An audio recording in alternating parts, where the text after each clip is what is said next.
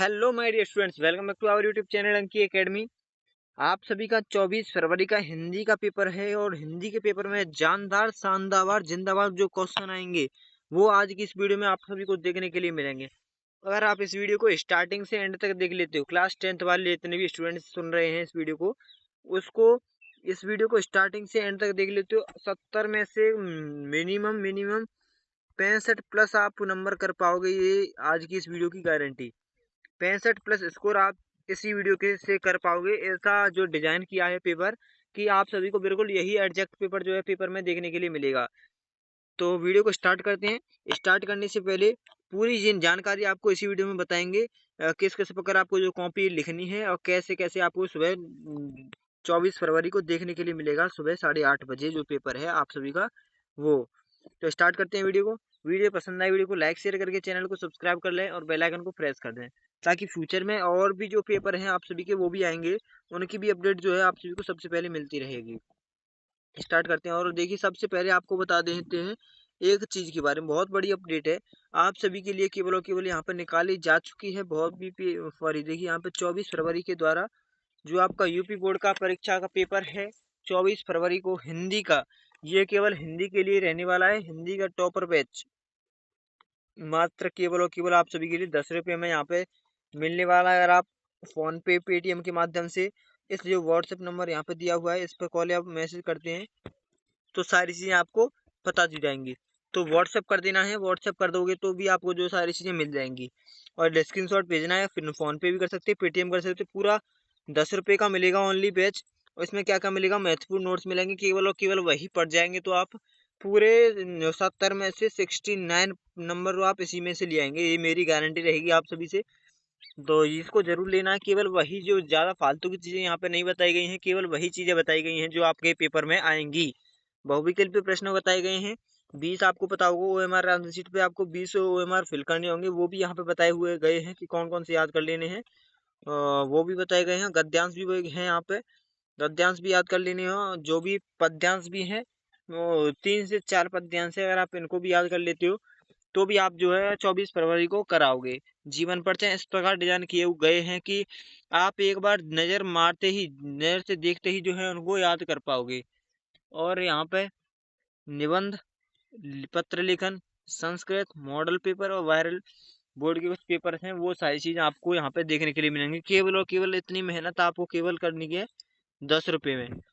ज्यादा बड़ी डिमांड नहीं है आपसे, केवल और केवल 10 रुपये। आपका जो हिंदी का पेपर है वो बिल्कुल 70 में से 69 नंबर तो आपकी कंफर्म हो जाएंगी केवल और केवल 10 रुपये में। अगर आपने कुछ भी नहीं पढ़ा है तो भी आप इसे पढ़ लेंगे एक बार तो आपको सारी चीजें क्लियर हो जाएंगी। जरूर लेना है। और आगे भी जो कि इंग्लिश का पेपर आएगा, इंग्लिश में भी ऐसा बेस्ट लेके आ जाएंगे अगर आप बोलोगे तो। ये डेमो है आप सभी के लिए, इसे जरूर लेना। अगर अच्छा लगेगा तो हाँ आप बताइएगा, और भी हम जो मैथ का भी यहाँ पे डिजाइन करा देंगे। कॉल नंबर व्हाट्सएप यहाँ पे दिखा हुआ है आप सभी को, इस नंबर पे व्हाट्सएप कर सकते हैं आप और कॉल भी कर सकते हैं।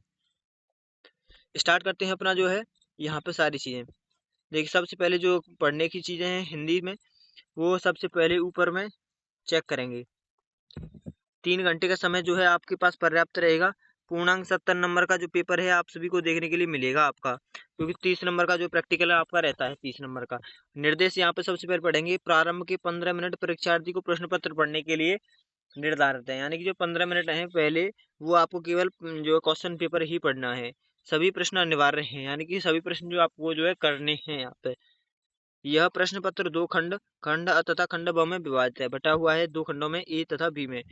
इस प्रश्न पत्र के खंड अ में 20 बहुविकल्पीय प्रश्न हैं, जिसमें दिए गए 4 विकल्प में से सही विकल्प का चयन करके ओएमआर उत्तर पत्रक पर नीले अथवा काले बॉल पेन के साथ सही विकल्प का गोले की तरह अच्छी तरह से रंग देना है।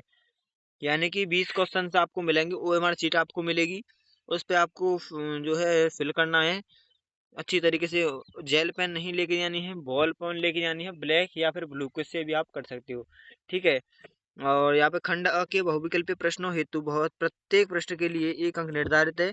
बहुविकल्पीय प्रश्नों हेतु नकारात्मक अंकन की व्यवस्था नहीं है, अतः सभी प्रश्नों के उत्तर का प्रयास कीजिए। यानी कि आपको पता होगा नेगेटिव मार्किंग जो यहाँ पे नहीं रहती है बोर्ड एग्जाम में, आपको जितना आता है उतना करें और जो मैं खाली नहीं छोड़ना है आपको। ओएमआर शीट पर उत्तर देने के पश्चात संबंधित गोलों को काटे तथा इरेजर व्हाइटनर का प्रयोग न करें। अगर आपने ओएमआर शीट पर एक बार जो गोला फिलअप कर दिया है उसे आप दोबारा काट नहीं सकते, मिटा नहीं सकते, किसी भी इरेजर व्हाइटनर का प्रयोग नहीं कर सकते। अगर आप ऐसा करते हैं तो आपका जो वो क्वेश्चन है वो वहाँ पर गलत कर दिया जाएगा। प्रत्येक प्रश्न के सम्मुख उसके अंक निर्धारित दिए गए हैं। खंड ब में वर्णात्मक प्रश्न पूछे गए हैं, इसके लिए कुल 50 अंक निर्धारित हैं। 20 अंक तो आपके ओएमआर शीट के लिए, 50 आपके जो है कॉपी पर लिखने के लिए, यानी कि पूरे 70 नंबर आपके यहाँ से। और खंड ब के प्रश्नों के उत्तर यथासंभव क्रमानुसार लिखने का प्रयास कीजिए। जो नहीं आता हो उस पर समय नष्ट मत कीजिए। जो केवल आता है इस प्रश्न उसी को करना है, और जो नहीं आता उस पर जो अपना टाइम बर्बाद नहीं करना है, क्योंकि बोर्ड का एग्जाम है, पर्याप्त टाइम मिलेगा, उसके बाद जो है आपको दोबारा टाइम नहीं दिया जाएगा। बहुविकल्पीय प्रश्न की शुरुआत करेंगे आप आज की। खंड अ ऐसा ही मिलेगा आपको, बहुविकल्पीय प्रश्न मिलेंगे। तो सबसे पहला क्वेश्चन आपकी स्क्रीन पर आपके लिए ये रहा। ऐसे जल्द से जल्द 20 क्वेश्चन यहाँ पे बताए जाएंगे, कॉपी में नोट डाउन कर लीजिए। बहुत महत्वपूर्ण जो है यहाँ पे क्वेश्चंस बताए जाएंगे। अगर आप इस वीडियो को दोबारा देखते हो तो टाइम लग जाएगा। साथ के साथ जो है आप लिखते जाइए। केवल लिखना क्या है, क्वेश्चन लिखना है और इसके सामने जो है आंसर लिखना है, इसका क्या आंसर है वो इन तीनों में से। ठीक है, स्टार्ट करेंगे वीडियो को यहाँ से। सबसे पहला क्वेश्चन, शुक्ल युग के जो लेखक है नहीं है, कौन नहीं है? जयशंकर प्रसाद, मुंशी प्रेमचंद, रामचंद्र शुक्ल या फिर भारतेंदु हरिश्चंद्र। तो लगा दीजिए आंसर, शुक्ल युग के लेखक कौन नहीं है यहाँ पे। जिस भी भाई का जयशंकर प्रसाद आंसर है वो बिल्कुल सही है। जयशंकर प्रसाद छायावादी युग के जो लेखक हैं, ना कि शुक्ल युग के। शुक्ल युग के लेखक प्रेमचंद, रामचंद्र शुक्ल और भारतेंदु हरिश्चंद्र, ये सारे प्रेम शुक्ल युग के हैं। केवल जयशंकर प्रसाद ही छायावादी युग के लेखक हैं। ठीक है, पहला क्वेश्चन आपका सामने ये रहा। और देखिए यहाँ पे पहले क्वेश्चन आपके सामने यही है, और दूसरा देखिए क्वेश्चन ये रहा। दूसरा क्वेश्चन देखेंगे, पूस की रात कहानी के लेखक हैं। पूस की रात कहानी के लेखक कौन है? जयशंकर प्रसाद, प्रेमचंद, सुदर्शन, यशपाल। लगाइए क्या राइट आंसर इसका रहने वाला है। पूस की रात की कहानी के लेखक। जल्द से जल्द जो अपनी कॉपी में नोट डाउन करते जाइए, बिल्कुल राइट आंसर प्रेमचंद्र यहाँ पे इसका रहने वाला है।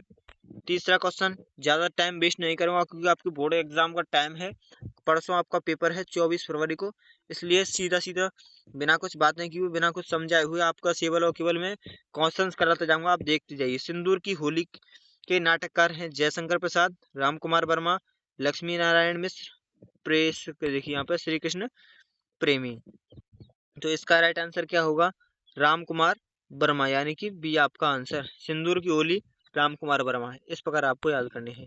चौथा, रूस में 25 मास यात्रा वृत्तांत के लेखक हैं। मैंने आपको पहले भी इससे पहले एक वीडियो बताई थी। रूस में 25 मास यात्रा वृत्तांत के लेखक हैं डॉक्टर नागेंद्र, प्रभाकर माचवे, रामवृक्ष बेनीपुरी, राहुल सांकृत्यायन। मैंने आपको ट्रिक क्या बताई थी इसकी, कि जहाँ पे भी आपको जो है यात्रा दिख जाए, यात्रा, रूस में 25 मास यात्रा, तो यात्रा किसकी होती है? राहुल सांकृत्यायन की। मैंने आपको ये ट्रिक बताई थी। इसका राइट आंसर भी क्या होगा? राहुल सांकृत्यायन। आपको जहां पर भी यात्रा दिख जाए उसका राइट आंसर क्या होगा? 95% जो इसका राइट आंसर रहता है राहुल सांकृत्यायन, क्योंकि सबसे ज्यादा इन्हीं ने जो है यात्रा के ऊपर जो है लिखी है। ठीक है, पांचवा क्वेश्चन, माटी हो गई सोना संस्मरण के लेखक हैं कन्हैया लाल मिश्र, प्रभाकर, देवेंद्र सत्यार्थी, माखनलाल चतुर्वेदी या फिर रामवृक्ष बेनीपुरी। माटी हो गई सोना, माटी हो गई सोना किसकी है? कन्हैया लाल मिश्र, प्रभाकर। बिल्कुल राइट आंसर यहाँ पे। 5 क्वेश्चन आपके हो गए, जल्दी से जल्दी देखेंगे इनको। 6वां, रीतिकाल को अलंकृत काल किस विद्वान ने कहा है? विश्वनाथ प्रसाद मिश्र ने, मिश्र बंधुओं ने, रामचंद्र शुक्ल ने या फिर जॉर्ज गियर्सन ने। रीतिकाल को अलंकृत काल किसने कहा है? किस कवि ने कहा है या किस विद्वान ने कहा है? रीतिकाल को अलंकृत काल, बिल्कुल राइट आंसर रामचंद्र शुक्ल ने रीतिकाल को अलंकृत काल कहा है। 7वां, निम्नलिखित में से कौन सी कृति रीतिकालीन कवि देव की नहीं है? कवि प्रिया, भाव विलास, भवानी विलास, रस विलास। क्या राइट आंसर होगा यहाँ पर? निम्नलिखित में से कौन सी कृति रीतिकालीन कवि देव की नहीं है? इसका राइट आंसर कवि प्रिया, कवि प्रिया इसका राइट आंसर रहने वाला है। 7वां। 8वां क्वेश्चन, भारतेंदु युग की विशेषता प्रवृत्ति नहीं है? राष्ट्रीयता की भावना, सामाजिक चेतना का विकास, अंग्रेजी शिक्षा का विरोध, काव्य भाषा के रूप में खड़ी बोली का प्रयोग। भारतेंदु युग की विशिष्ट प्रवृत्ति नहीं है। कौन सी प्रवृत्ति नहीं है? अंग्रेजी शिक्षा का विरोधी इसका राइट आंसर यहाँ पे रहने वाला है। भारतीय युग की विशेष प्रवृत्ति नहीं है कौन सी? अंग्रेजी भाषा का विरोध। 9वां 1943 ईस्वी में प्रकाशित तार सप्तक का संपादन किसने किया? रामविलास शर्मा, सच्चिदानंद हीरानंद वात्स्यायन अज्ञेय या फिर प्रभाकर माचवे, गिरजा कुमार माथुर। किसने किया 1943 में तार सप्तक का संपादन? आपको पता होगा यहाँ पे जो है सच्चिदानंद हीरानंद वात्स्यायन अज्ञेय का बिल्कुल राइट आंसर है। तार सप्तक का संपादन 1943 ईस्वी में सच्चिदानंद हीरानंद वात्स्यायन अज्ञेय जी ने किया था। 9वां राम की शक्ति पूजा किसकी रचना है? राम की शक्ति पूजा सूर्यकांत त्रिपाठी निराला या फिर उमाशंकर प्रसाद, राम नरेश त्रिपाठी, महादेवी वर्मा। इसका राइट आंसर यहाँ पर यही है। कौन सा? राम की शक्ति पूजा किसकी रचनाकार किसकी है? सूर्यकांत त्रिपाठी निराला जी की राम की शक्ति पूजा। यहाँ पे इसका राइट आंसर यही रहने वाला है। ठीक है, यहाँ पे आपके हो गए 10 क्वेश्चन कंप्लीट। 20 क्वेश्चन आपके इसी प्रकार आएंगे। आगे भी देखते हैं। यहाँ पे 11वां क्वेश्चन, हाथी जैसी देह, गैंडे जैसी खाल, खरबूजे सी खोपड़ी और खरबूजे से गाल। उपयुक्त पंक्तियों में कौन सा रस है? वीर रस, करुण रस, श्रृंगार रस, हास्य रस। हास्य रस। हाथी जैसी देह, खरबूजे सी गाल। यहाँ पे इस प्रकार ऐसा भाव अटपटा सा आ जाए, वहां पे कौन सा होता है? हास्य रस। इसका राइट आंसर यहाँ पे रहने वाला है। ठीक है, अब देखिए 12वां, उस काल मारे क्रोध के तन कांपने उनका लगा, मानो हवा के वेग से सोता हुआ सागर जगा। उपर्युक्त रेखांकित पंक्तियों में कौन सा अलंकार है? उपमा अलंकार, रूपक अलंकार, उत्प्रेक्षा अलंकार या फिर श्लेष अलंकार। क्या पूछा है? रेखांकित पंक्ति में यानी कि मानो हवा के वेग से सोता हुआ सागर जगा, इसमें कौन सा अलंकार पूछा है आप सभी से? तो अलंकार यहाँ पर कौन सा रहने वाला है? उपमा अलंकार इसका बिल्कुल राइट आंसर यहाँ पे उपमा, क्योंकि एक दूसरे से उसमें उपमा की गई है वेग से हवा की। ठीक है, और जो सुमिरत सिद्धि हुए गणनायक करेवर बदन, करहु अनुग्रह सोए बुद्धि रास शुभ गढ़ सदन। इसमें क्या पूछा है? प्रयुक्त पंक्तियों में कौन सा जो छंद है, छंद पूछा है आप सभी से यहाँ पे। सोरठा, दोहा, सोरठा, दोहा और देखिए रोला और कुंडलिया। तो इसका राइट आंसर आप सभी का रहने वाला है। देखिए, यही सुमिरत सिद्धि हुए गणनायक करेवर बदन, करहु अनुग्रह सोए और बुद्धि रास शुभ गुण सदन। छंद पूछा है तो आप सभी से यहाँ पे। तो छंद होगा यहाँ पे, सबसे पहले आपको बता दें कि जो दोहा छंद यहाँ पे जो है रहने वाला है, क्योंकि दोहा छंद यहाँ पे रहने वाला है। ठीक है, और यहाँ पे 14वां प्रश्न आपके स्क्रीन पर ये रहा। निम्नलिखित में से किस शब्द में अनु उपसर्ग का प्रयोग नहीं हुआ है? अनुकरण, अनुशासन, अनुत्तरीण या फिर अनुवाद। आपको सब में अनु आगे लगा हुआ है, पर इसका राइट आंसर क्या रहेगा? अनुत्तरीण, ये वाला। ठीक है, अनुत्तरीण। 15वां क्वेश्चन आप सभी के सामने यहाँ पर, नीलकंठ समस्त पद में प्रयुक्त समास है? द्वंद्व, बहुव्रीहि, द्विगु या फिर अव्ययीभाव समास। कौन सा समास है? नीलकंठ में समास पूछा है आप सभी से। नीलकंठ में समास बहुव्रीहि समास इसका राइट आंसर यहाँ पे रहने वाला है। जल्दी से जल्दी जो है करने का प्रयास कीजिए।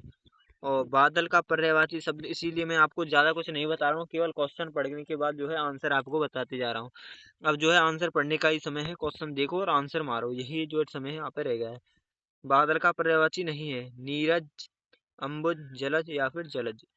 आप सभी को पता होगा बादल का पर्यायवाची कौन सा यहाँ पे नहीं है, जलज इसका नहीं है, जलज होता है कमल का। ठीक है, युष्मत् तुम सर्वनाम शब्द का तृतीय एक वचन रूप है, युवाम, युवा, त्वम और यहाँ पे एक और होगा तुभ्यम।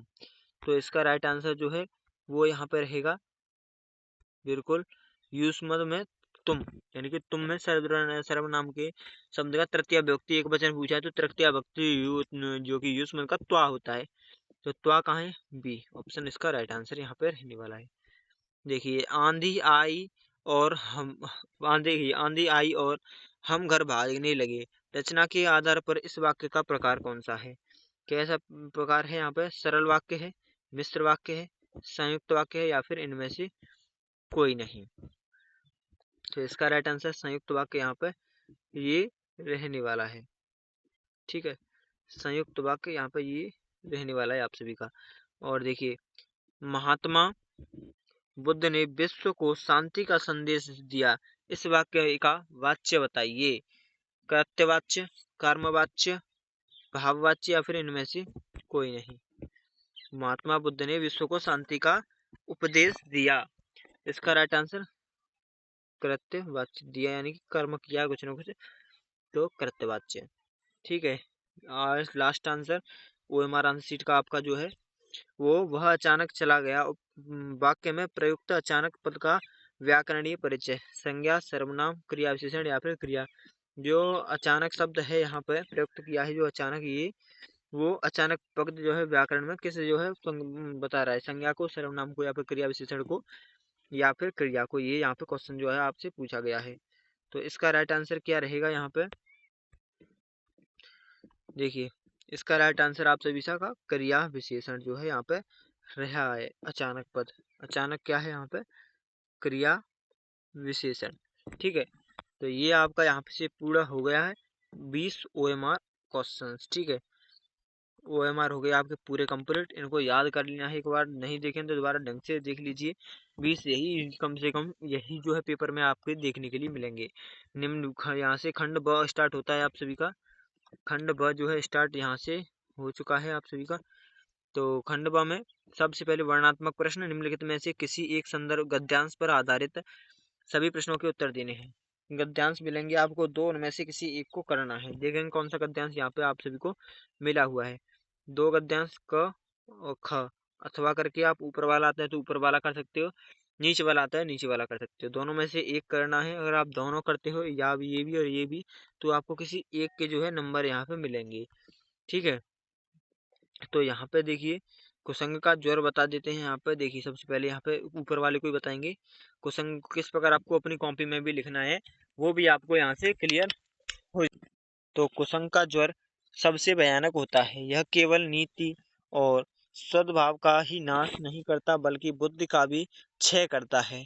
किसी युवा पुरुष की संगति यदि बुरी होगी तो वह उसके पैरों में बंधी चक्की के समान होगी, जो उसे दिन दिन अवनति के गड्ढे में गिराती जाएगी, और यदि अच्छी होती तो सहारा देने वाली बाहु के समान होगी, और जो उसे निरंतर उन्नति की ओर ले जाएगी। यहाँ पे आप सभी का ये जो है वो रहने वाला है गद्यांश। इस पर जो 3 क्वेश्चन, प्रत्येक क्वेश्चन जो है आपको 2 नंबर का मिलने वाला है। एक क्वेश्चन ये रहा, एक नीचे वाला, एक ये, 3 क्वेश्चन आपको यहाँ पे दिए गए हैं। तो सबसे पहला क्वेश्चन है उपयुक्त गद्यांश का संदर्भ जो है वो यहाँ पे लिखना है कि कौन सी पाठ से लिया गया है और इसके क्या रचना है, उसको देखेंगे। गद्यांश के रेखांकित अंश की जो व्याख्या है वो करनी है। कुसंग की तुलना किससे की गई है, ये 3 क्वेश्चन आपको बताए गए हैं, यहाँ पे करने हैं। तो यहाँ पे 3 क्वेश्चन आपको बताए गए हैं। सबसे पहला क्वेश्चन देखेंगे जो कि गद्यांश का संदर्भ लिखिए। तो संदर्भ किस प्रकार लिखेंगे, नई कॉपी से स्टार्ट करेंगे। कॉपी में पहला हेडिंग डालेंगे खंड ख, और जो है खंड ख के गद्यांश पर आधारित प्रश्न डालेंगे। वो संदर्भ इस प्रकार लिखेंगे। आप वहाँ पे किस प्रकार जो है संदर्भ यहाँ पे आपको लिखना है वो चेक करेंगे। सबसे पहले देखिए प्रस्तुत गद्यावतरण आचार्य रामचंद्र शुक्ल द्वारा लिखित एवं हमारी पाठ्य पुस्तक हिंदी के गद्य खंड में संकलित मित्रता नामक निबंध से या पाठ से लिया गया है। ये आपका जो है यहाँ से संदर्भ पूरा हो गया। इस अगर आप इसे इतना भी नहीं लिखना चाहते और यहाँ पे केवल लिख सकते हैं जो पाठ का नाम क्या है वो, जैसे पाठ का नाम है आपका मित्रता, मित्रता नाम लिख दीजिए, और पाठ का नाम मित्रता, और लेखक का नाम रामचंद्र शुक्ल, तो भी आपका जो है काम यहाँ पे चल जाएगा। नीचे देखिए रेखांकित अंश की व्याख्या पूछी गई थी आपको। यहाँ से जो नीचे है यहाँ पे रेखांकित अंश की व्याख्या, यू तो ऊपर वाला अभी बता दिया है आपको। रेखांकित ये तो हो गया। रेखांकित अंश की व्याख्या करनी है आपको, तो रेखांकित अंश की व्याख्या किस प्रकार की जाएगी वो भी चेक करेंगे। देखिए यहाँ से रेखांकित अंश की व्याख्या, शुक्ल जी कहते हैं कि बुरी संगति घातक बुखार के समान है, हानिकारक होती है। जिस तरह कोई व्यक्ति यदि भयानक ज्वर से ग्रसित हो तो वह ज्वर उसके शरीर और स्वास्थ्य को नष्ट कर देता है तथा कभी कभी प्राण भी ले लेता है, उसी प्रकार बुरी संगति हमारी नैतिकता, सदाचार और मन तथा बुद्धि को भी नष्ट कर सकती है। इतना आप लिख देंगे, अपने बना बना कर भी लिख सकते हैं, तो भी जो है आपके जो नंबर पूरे मिलेंगे आपको। ठीक है, तो यहाँ से ये हो गया आपका रेखांकित अंश की व्याख्या। और नीचे देखिए यहाँ पे, तीसरा जो क्वेश्चन था वो नीचे हमारे यहाँ पे दिया गया है। कुसंग का प्रभाव बहुत भयानक होता है, यदि मनुष्य की नैतिकता और अच्छे आचरण को नष्ट कर देता है, इसके साथ साथ उसकी बुद्धि का भी क्षय होता रहता है। यहाँ से आपके जो तीनों क्वेश्चन थे वो यहाँ पे कंप्लीट हो चुके हैं, तीनों क्वेश्चन। ठीक है, ये आपके 6 नंबर यहाँ से कंप्लीट हो गए। एक क्वेश्चन 3 का, तो दो दो नंबर, सॉरी 3 क्वेश्चन 2 नंबर का एक है, तो 6 यहाँ से आपके पूरे जो है हो चुके हैं। देखिए नेक्स्ट यहाँ पे निम्नलिखित में से किसी एक पद्यांश पर आधारित सभी प्रश्नों के उत्तर जो है आपको यहाँ पे देने हैं। ऊदो जाहो तुम्हें हम जाने, श्याम तुम्हें हियो को नहीं पठियो, तुम हो बीच बुलाने, ब्रज नारिन सो जोग कहत हो, बात कहत न ल जाने, बड़े लोग न विवेक तुम्हारे, ऐसे भय अयाने, हमसो कहीं लई हम सिय को, सही को जियो गुण लेहु सयाने, कहाँ अबला कहाँ दशा दिगंबर, मस्त कहो रो पहचाने, सांच कहो तुम अपनी सौ बूझत नवाता निदाने। ये आपका जो यहाँ पे रहने वाला है, और यहाँ पे ये है, इसके जो है संदर्भ लिखना है, रेखांकित अंश की व्याख्या करनी है, और इसका जो है उत्तर यहाँ पे देना है। अगर आप इसे करना चाहते हैं तो इसे कर दीजिए, अगर आप इसे नहीं करना चाहते तो आपके सामने यहाँ पर ये भी है, आप इसे भी जो है यहाँ पर कर सकते हैं। अथवा करके हमने ये ऊपर वाला ये बता दिया था गद्यांश में, पद्यांश में नीचे वाले को देखेंगे, नीचे वाला क्या है अथवा करके, चाह नहीं मैं सुरबाला के गहनों में गूंथा जाऊं, चाह नहीं प्रेमी बाला में बिंद प्यारी को ललचाऊं, चाह नहीं सम्राटों के सब पर हे हरि डाला जाऊं, चाह नहीं देवों के सिर पर चढ़ूं, भाग्य पर इठलाऊं, मुझे तोड़ लेना बनमाली, उसे पथ में देना तुम फेंक, मातृभूमि पर शीश चढ़ाने, जिस पथ जावे वीर अनेक।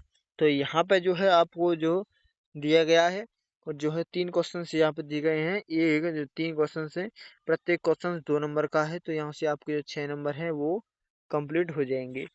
उपयुक्त गद्यांश का संदर्भ लिखना है, ये कौन से पाठ से लिया गया और उसके लेखक का नाम क्या है। प्रस्तुत गद्य देखिए, पद्यांश रेखांकित अंश की जो व्याख्या करनी है वो ऊपर वाली दोनों लाइन की। और पुष्प वनमाली के समक्ष अपनी कौन सी इच्छा प्रकट करना चाहता है वो भी यहाँ पे बताना है। तो यहाँ पे सबसे पहले देखेंगे प्रयुक्त जो है, यहाँ पे पहला पद्यांश का संदर्भ लिखना है। संदर्भ किस प्रकार लिखा जाएगा वो चेक करेंगे एक बार। संदर्भ किस प्रकार लिखना है, प्रस्तुत कविता हमारी पाठ्य पुस्तक हिंदी के काव्य खंड में संकलित और माखन लाल चतुर्वेदी द्वारा रचित पुष्प की अभिलाषा शीर्षक से लिया गया है। यदि कविता चतुर्वेदी जी के युग चरण नामक काव्य संग्रह से संग्रहित है।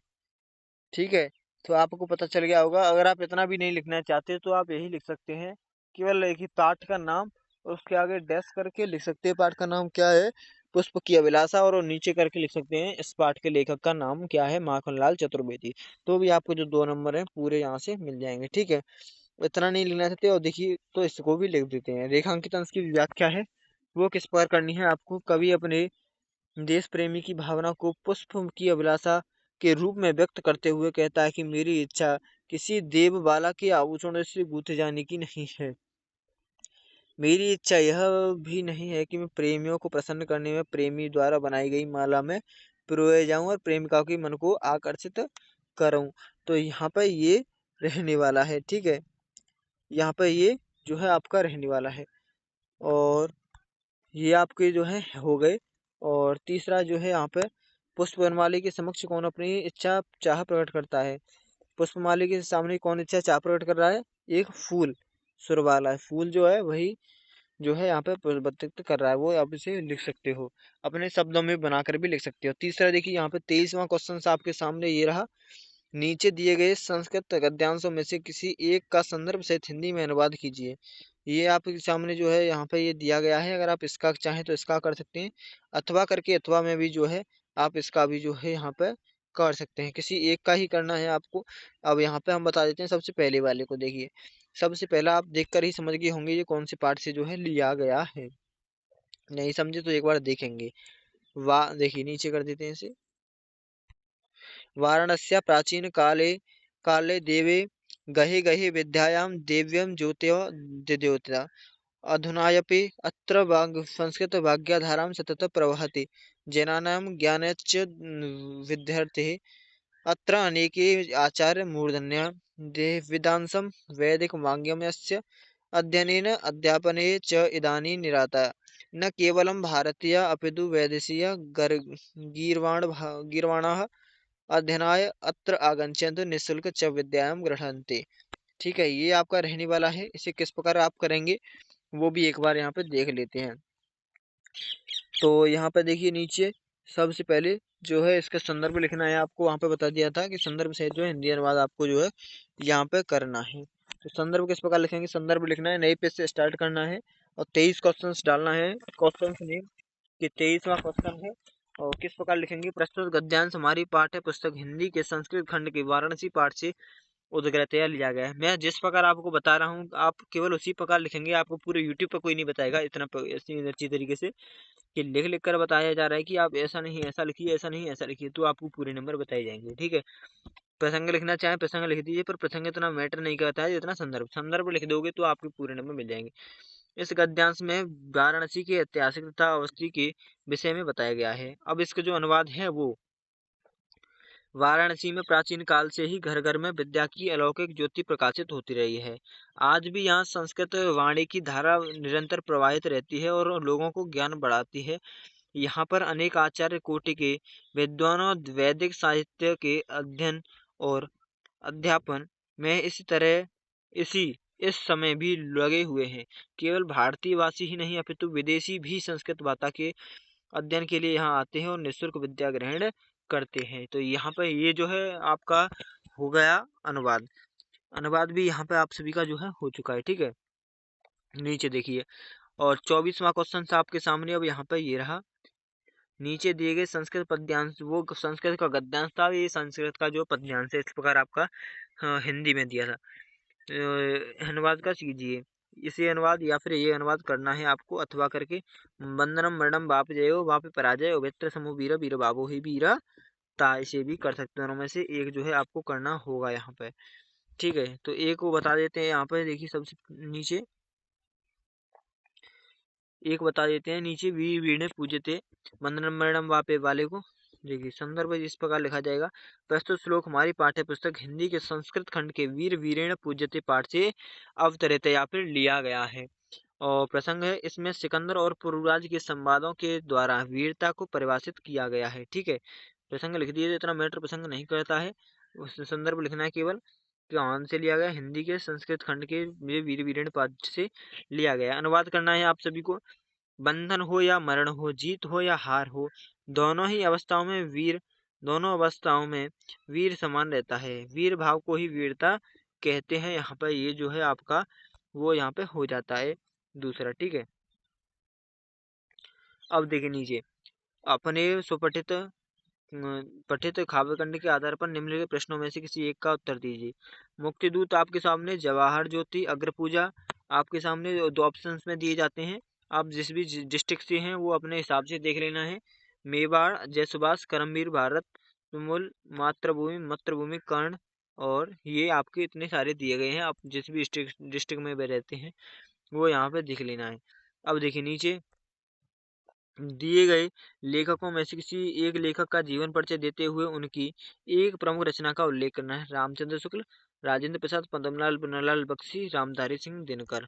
ठीक है, इनमें से किसी एक का जो है जीवन परिचय यहाँ पे लिखना है आपको। यहाँ पर राजेंद्र प्रसाद का हमने पहले ही बताया था और आज भी बताएंगे, क्योंकि राजेंद्र प्रसाद का बहुत ज्यादा इंपॉर्टेंट यहाँ पे ये रहने वाला है। तो ये आपका जीवन परिचय नीचे दिखाया हुआ है। अगर आप इसे पूरा पढ़ना चाहें पूरा भी पढ़ सकते हैं। ठीक है, वीडियो ज़्यादा लंबी हो जाएगी, इसलिए पूरा नहीं पढ़ते हैं। यहाँ पे आप देख लीजिए, एक बार स्क्रीनशॉट लेना चाहे स्क्रीनशॉट लेकर भी आप जिसे पढ़ सकते हैं। जीवन परिचय इस प्रकार लिखना है आपको। रचनाएं यहाँ पे ये सारी 10 रचनाएं बता दी हैं। खादी का अर्थशास्त्र आदि इनकी ये रचनाएं यहाँ पे रहने वाली है। पूरा जो है जीवन परिचय आपके सामने ये रहा। इसके लिए एक नेक्स्ट वीडियो बना देंगे, वहाँ पे केवल जीवन परिचय से संबंधित, वहाँ पे आप भी इसे देख सकते हैं, ठीक है। और देखिए इसके बाद जो है नीचे उसी प्रकार जो है कवियों का जीवन परिचय है। कवि में बिहार महाकवि सूरदास, बिहारीलाल, मैथिली, सुभद्रा कुमारी, इन पर जो है कवियों पे जीवन परिचय में एक जो है स्पेशल वीडियो आएगी। चैनल को सब्सक्राइब कर देना है। स्पेशल वीडियो जब भी आएगी आपको पता पड़ जाएगी। और यहाँ पे जो है अपनी खंड काव्य जो है आपका, वहां से एक संस्कृत का श्लोक लिखना है आपको यहाँ पे, ठीक है। जो इस प्रश्न पत्र में ना आया हो वो लिखना है। और यहाँ पे नीचे अथवा करके ये लिख सकते हैं, बधाई पत्र, या फिर आपके विद्यालय की पुस्तकालय में हिंदी की पुस्तकों एवं पत्र पत्रिकाओं का अभाव है, इन्हें मंगवाने का अनुरोध करते हुए अपने विद्यालय प्रधानाध्यापक को पत्र लिखिए। आप इसे भी यहाँ पे लिख सकते हैं, अथवा करके ऊपर वाले को लिख लीजिए, इस वाले को, नहीं तो इसे भी लिखना चाहें तो इसे भी लिख सकते हैं। एक आता हो तो आप उस वही को लिखना है, ठीक है। चंद्रशेखर, देखिए यहाँ पे बता देंगे, ऊपर वाले को बता देंगे, इससे पहले 29 वाले देख लेते हैं। चंद्रशेखर का आशिष चंद्रशेखर देशभक्त की जगह आपको देशभक्त लिख देना है, एक आपका पूरा हो जाएगा। वीर किन पूज्यते, वीर वीरेण पूज्यते, आपका ये हो जाएगा। वाराणसी नगरी कुत्ता नगदियाम, किसके किनारे पूछा है, किसके किनारे, वाराणसी नदी गंगा याम किनारे, ठीक है। ज्ञानकुत्र आपको केवल 2 के देने हैं, 3 के अपने आपको यहाँ पे जो है आपको बता दिए हैं। और इनमें से देखिए किसी का जो है निबंध लिखना है किसी एक पर। देखिए नीचे निम्नलिखित में से किसी एक पर जीवन पर निबंध पर लिखिए। जल है तो कल है, मेरे सपनों का भारत, सड़क सुरक्षा, जीवन रक्षा, संप्रदाय और जीवन में कंप्यूटर का महत्व, ठीक है। ये हैं आपके। और हम बता देते हैं यहाँ पे, हमने आपको बताने क्या था अभी, जो है अपने विद्यालय के पुस्तकालय में पुस्तकों का अभाव है, वो बताने के लिए कहा था। ऐसे देख लेते हैं किस प्रकार लिखेंगे आप इसे। नया पेज से स्टार्ट करनी है, शायद जिस भी नए टॉपिक को स्टार्ट करें, नया क्वेश्चन स्टार्ट करें, नए पेज से स्टार्ट करना है आपको, ठीक है। नए पेज से स्टार्ट करेंगे, सेवा में लिखेंगे सबसे पहले, प्रधानाचार्य महोदय लिखेंगे। आपके जो विद्यालय का जो भी नाम है, SBS कुछ भी है वो यहाँ पे लिखना है। विद्यालय का पता लिखेंगे इसके सामने।